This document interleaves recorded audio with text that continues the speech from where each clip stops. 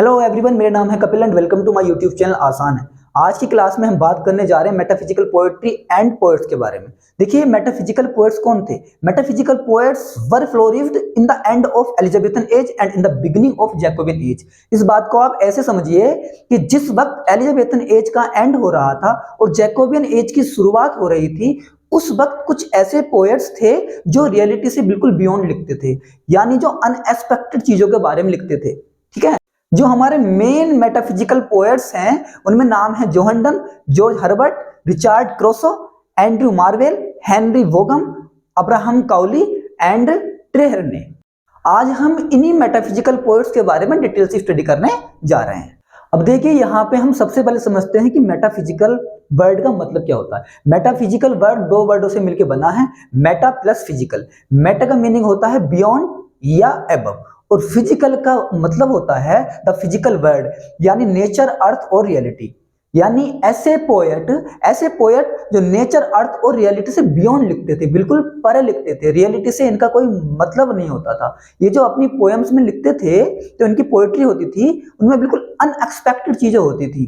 ठीक है, जो ये थीम होती थी वो लव, लस्ट, रिलीजन और स्पिरिचुअल पर बेस्ड होती थी। ठीक है, रियलिटी से इनका कोई भी दूर दूर तक कोई भी वास्ता नहीं होता था। इनकी थीम बहुत ही कॉम्प्लिकेटेड होती थी। अब देखिए, जोहन डन की एक पोएम है death be not proud, death be not proud. अब बताइए, डेथ किस तरह से प्राउड करेगी? तो बड़ी ही कॉम्प्लिकेटेड थीम होती थी मेटाफिजिकल पोएट्स की। अब ये मेटाफिजिकल पोएट्स अपनी पोएम में फार फेज्ड मेटाफोर्स का यूज करते थे। अब ये फार फेज्ड मेटाफोर्स का दूसरा नाम कंसीड्स था, इसी को कंसीड्स कहते हैं। अब इसमें क्या होता था, दो चीजों की कंपेयर होती थी। अब आप बोलेंगे सर कि कंपेयर तो सिमिली और मेटाफर में भी होती है। देखिए, जो कंसीड्स है, कंसीड्स में बिल्कुल ही अनएक्सपेक्टेड चीजों की कंपेयर की जाती है, यानी जिसके बारे में दूर दूर तक सोचा भी ना जा सके, जिसके कुछ मेल ही ना हो, मतलब इंसान सोच भी ना सके, ऐसी चीजों की कंपेयर करते हैं कंसीड्स में। ये मेटाफिजिकल पोएट करते थे। अब इस बात को आप ऐसे समझिए, देखिए जोहन डन की एक पोएम है द फ्ली। फ्ली एक कीड़ा होता है। अब वहां पे जोहन डन अपने बिलफ्ड से कहते हैं कि जो कीड़ा है ना, इसने आपका भी खून चूसा है और मेरा भी खून चूसा है, तो इस तरह से हमने बिना शादी किए सेक्स कर लिया। तो इस तरह से बिल्कुल ही अनएक्सपेक्टेड चीजों की कंपेयर की जाती थी कंसीड्स में, जो मेटाफिजिकल पोएट्स यूज करते थे। अब देखिए, मेटाफिजिकल पोएट के बारे में हम और कुछ बेसिक चीजों के बारे में जानकारी ले लेते हैं। जो जोहन ड्राइडन है, इन्होंने जोहन ड्राइडन ने सबसे पहले मेटाफिजिक्स वर्ड को यूज किया था अपने एक वर्क में, और इनके वर्क का नाम है discourse concerning the original and progress of satire. इसी वर्क में जोहन डन को इंडिकेट करते हुए कहा था, Donne affects the metaphysics not only in his satires but in his amorous works.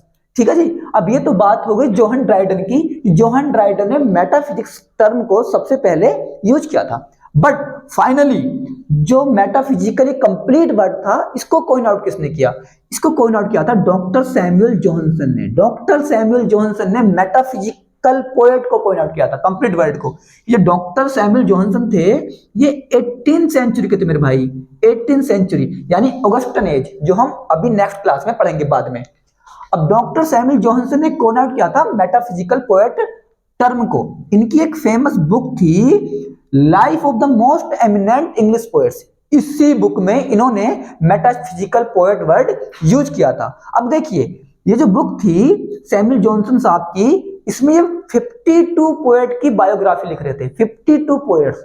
और जब ये लिखते लिखते एक हमारे मेटाफिजिकल पोएट हैं अब्राहम काउली, जब ये अब्राहम काउली के बारे में लिखने लगे, यानी चैप्टर जब इन्होंने अब्राहम काउली को शुरू किया, तो वहां पर इन्होंने लिखा था, मेंशन किया था, at the beginning of 17th century there appeared a race of writers that may be termed as the metaphysical poets.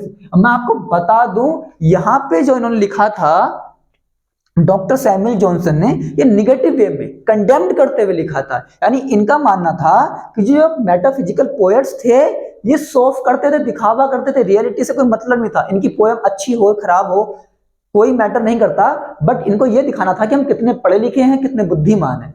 सोफ था, यानी बेतुकी बातें लिखते थे, इनका मानना था सैमुअल जॉनसन का। ठीक है जी। तो एक निगेटिव वे में, यानी क्रिटिसाइज करते हुए इन्होंने ये बात इनके बारे में लिखी थी। अब देखिए 20वीं सेंचुरी में टी.एस. इलियट ने एक ऐसे लिखा था, द मेटाफिजिकल पोएट, यानी इस ऐसे में इन्होंने कहा है मेटाफिजिकल पोएट को, यूनिफिकेशन ऑफ सेंसिबिलिटी, जिसका मीनिंग होता है fusion of thoughts and feelings. यानी हम कह सकते हैं कि 20वीं सेंचुरी में टी.एस. इलियट ने पॉजिटिव तरीके से प्रेजेंट किया था मेटाफिजिकल पोएट को। यानी मेटाफिजिकल पोएट अब से पहले जो थे, जो हमारे डॉक्टर सैमुअल जॉनसन थे, उन्होंने क्रिटिसाइज किया था उनको, बट टी.एस. इलियट ने इनको एक पॉजिटिव रिकॉग्नाइज लाई अपने ऐसे के थ्रू। ठीक है, अगर हम मेटाफिजिकल पोएट्स के कुछ कैरेक्टरिस्टिक्स की बात करें तो सबसे पहले कैरेक्टरिस्टिक कौन सी है?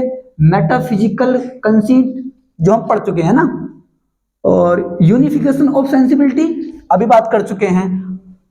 अब्रप्ट ओपनिंग, यानी ओपनिंग बड़ी इंटरेस्टिंग होती थी, यानी पोएम की ओपनिंग ऐसी होती थी कि पोएम को पढ़ने की मन करता था उसके बाद में। ठीक है, और नेक्स्ट है हमारी कि कोलोक्वियल लैंग्वेज, यानी कॉमन लैंग्वेज यूज करते थे ये।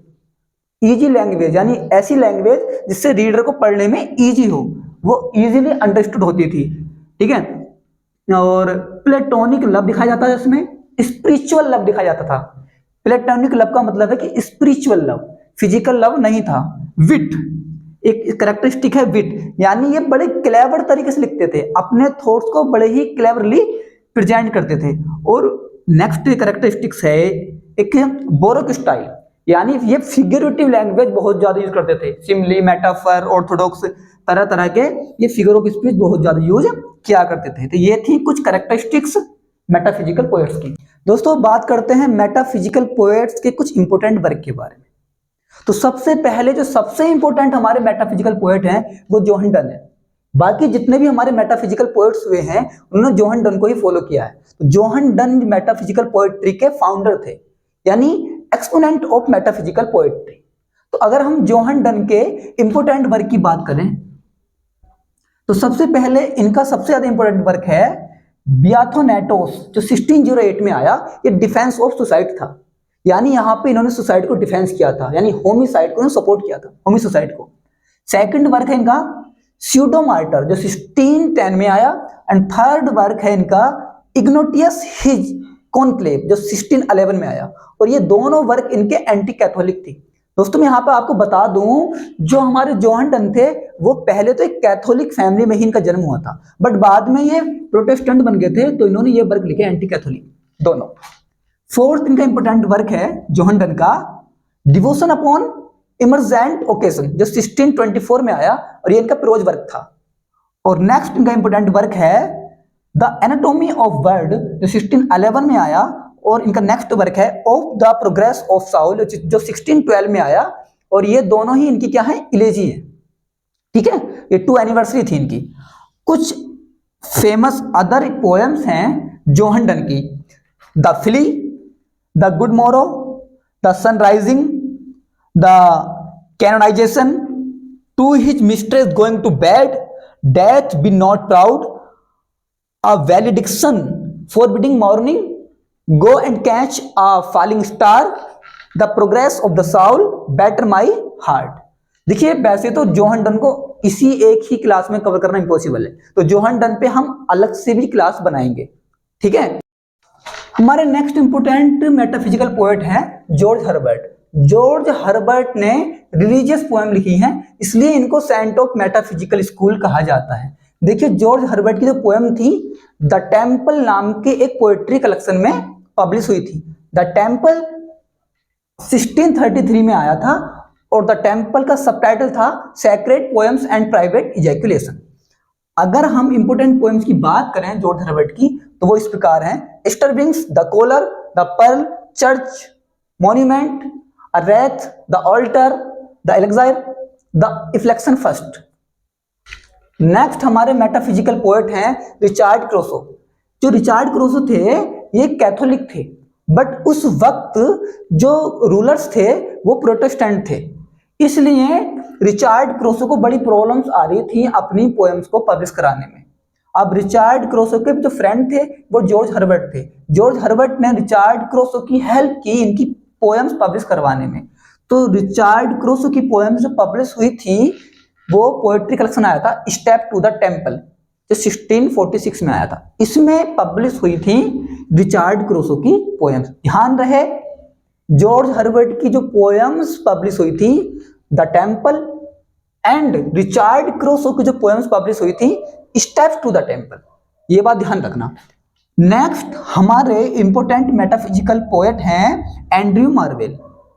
एंड्रयू मार्वेल देखिए, ये एकमात्र प्यूरिटन थे, ओनली प्यूरिटन इन मेटाफिजिकल पोएट। ये मेटाफिजिकल पोएट्स में एकमात्र प्यूरिटन थे और ये फ्रेंड थे जोहन मिल्टन के। इन्होंने जोहन मिल्टन को डेडिकेट करके एक पोएम्स लिखी है on mister Milton paradise lost, जो और एंड्रयू मार्वेल फेमस हैं अपनी पोएम के लिए होरेशियन ओड। अपनी होरेशियन ओड के लिए एंड्रयू मार्वेल बहुत ज्यादा फेमस है। जो होरेशियन ओड है एक लिरिक पोएम है। अब देखिए एंड्रयू मार्वेल की कुछ लिरिक पोएम देख लेते हैं हम इस तरह से।